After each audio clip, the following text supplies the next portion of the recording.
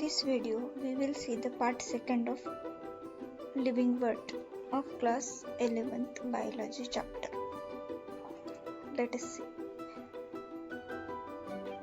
Diversity in the living world. If you look around, you will see a large variety of living organisms. Be it potted plants, insect, bird, your pets, or other animals and plants. There are several organisms that you cannot see with your naked eyes, but they are all around you. If you were to increase the area that you make observation in, the range and variety of organisms that you see would increase. Obviously, if you were to visit a dense forest, you would probably see a much greater number and kinds of living organisms in it. Each different kind of plant, animal, or organism that you see represent a species. The number of species that are known and described range between 1.7 to 1.8 million. This number is very important. You should remember this number, that is 1.7 to 1.8 million species are known. This refers to biodiversity, or the number and the type of organism present on Earth. We should remember here that as we explore new areas and even old ones, new organisms are continuously being identified.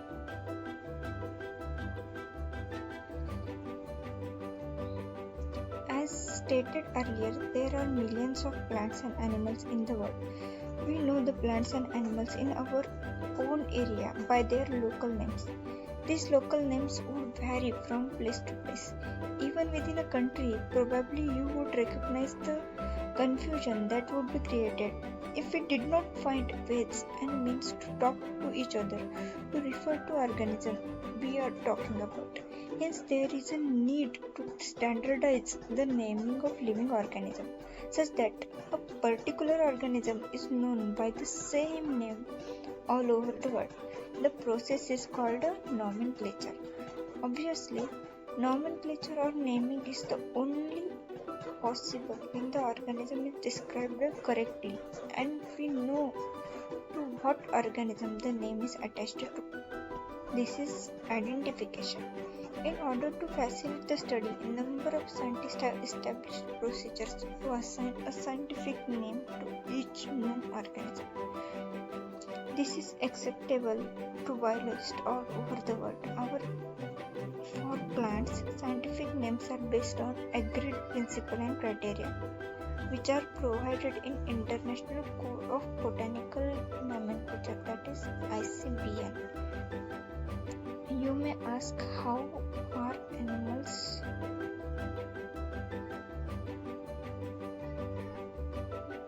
named? Animal taxonomists have evolved International Code of Zoological Nomenclature, that is ICZN. You should remember this two short form, that is ICBN and ICZN. ICBN is for plant, that is International Code for Botanical Nomenclature, and ICZN for International Code of Zoological Nomenclature. The scientific name ensures that each organism has only one name. Description of any organism should enable the people in any part of the world to arrive at the same name. They also ensure that such a name has not been used for any other known organism. Biologists follow universally accepted principle to provide scientific name to known organism. Each name has two components, the generic name and the specific epithet. This system of providing a name with two components is called a binomial nomenclature. This naming system given by Carolus Linnaeus is being practiced by biologists all over the world. This naming system using a two-word format was found convenient. Let us take the example of mango to understand the way of providing scientific names better. The scientific name of mango is written as Mangifera indica. Let us see how it is a binomial name. In this name, Mangifera represents the genus, while indica is a particular species or a specific epithet. Other universal rules of nomenclature are as follows. These rules are important. First, biological names are generally in Latin and written in italics. They are Latinized or derived from Latin irrespective of their origin. The first word in a biological name represents the genus, while the second component denotes the specific epithet. Both the words in a biological name, when handwritten, are separately underlined or printed in italics to indicate their Latin origin. The first word denotes the genus start with a capital letter, while the specific epithet start with a small letter. It can be illustrated with the example of Mangifera indica. Name of the author appears after the specific epithet. It is at the end of the biological name and is written in an abbreviated form. Example, Mangifera indica Linn. It indicates that this species was first described by Linnaeus. Since it is nearly impossible to study all the living organisms, it is necessary to devise some means to make this possible. This process is classification. Classification is the process by which anything is grouped into convenient categories based on some easily observable characters. For example, we easily recognize groups such as plants or animals or dogs, cats or insects. The moment we use any of these terms, we associate certain character with the organism in that group. What image do you see when you think of a dog? Obvious. Each one of us will see dogs and not cat. Now, if we were to think of Alistair, we know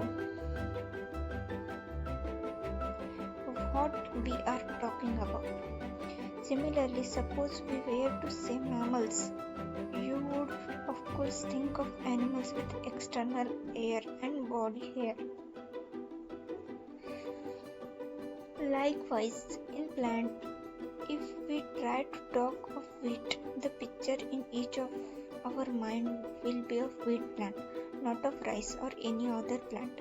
Hence, all these dogs, cat, mammal, wheat, rice, plants, animals, etc. are convenient categories we use to study organisms. The scientific term for these categories is taxa. Here you must recognize that taxa can indicate categories at very different levels. Plants also form a taxa.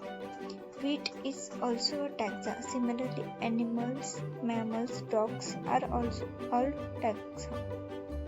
But you know that a dog is a mammal and mammals are animals. Therefore, animal, mammals and dogs represent taxa at different levels. Hence, based on characteristics, all living organisms can be classified into different taxa.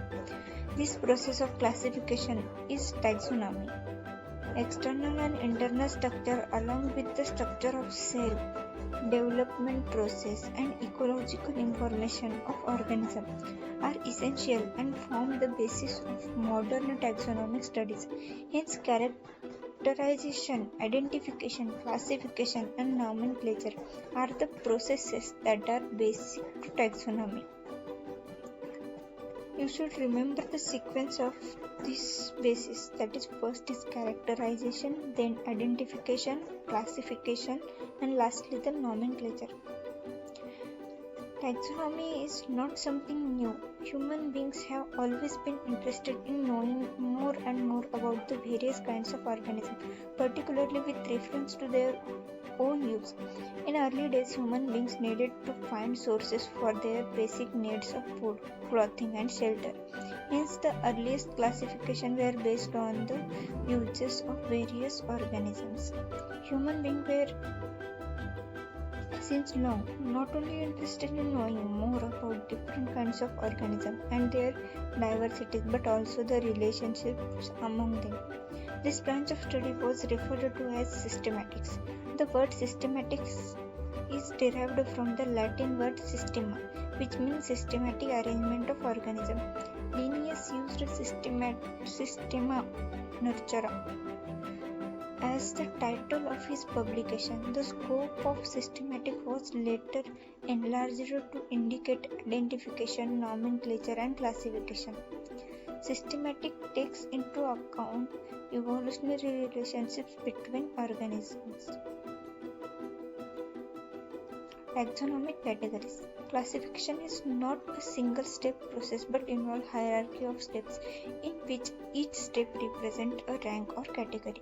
Since the category is a part of overall taxonomic arrangement, it is called a taxonomic category, and all categories together constitute the taxonomic hierarchy. Each category referred to as a unit of classification in fact represents a rank and is commonly termed as taxon. That is, taxa and taxon are at similar level. Taxonomic category and hierarchy can be illustrated by an example. Insect represent a group of organisms sharing common features like 3 pairs of jointed legs. It means insects are recognizable concrete objects which can be classified and thus were given a rank or category. Can you name other such groups of organisms? Remember, group represent category and category further denote rank. Each rank or taxon in fact represent a unit of classification. These taxonomic group categories are distinct biological entities and not merely morphological aggregates. Taxonomical studies of all known organisms have led to the development of common categories such as kingdom, phylum, or division for plant, class, order, family, genus, and species.